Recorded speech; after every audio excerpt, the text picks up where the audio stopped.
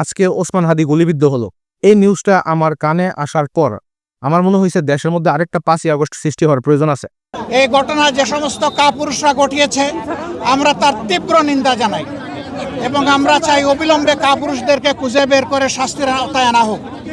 কেউ যদি আবার নতুন করে ফ্যাসিজম বা সন্ত্রাসের রাজত্ব বাংলাদেশে কায়েম করতে চান তাহলে খুব দেরি হবে না, যথাযথ জবাব পেয়ে যাবেন ইনশাআল্লাহ।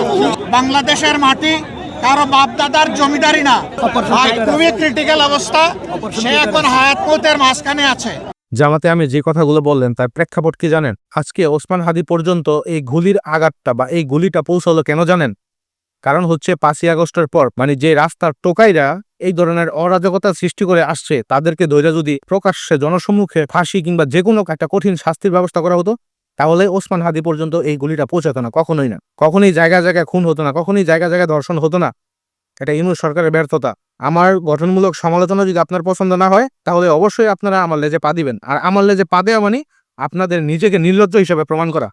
প্রশাসনের উচিত, প্রশাসন যদি নিজেকে দায়িত্ব জ্ঞানহীন বলে পরিচয় দিতে না চায় তাহলে অবশ্যই ওসমান হাদির উপরে এই হামলার একটা কড়া জবাব প্রশাসন দিতে বাধ্য থাকবে। এর সুষ্ঠু বিচার আমরা জনগণ এই বাংলাদেশে দেখতে চাই খুব দ্রুত, এবং এর কারণে নির্বাচনের উপর যেন কোনো প্রভাব না পড়ে।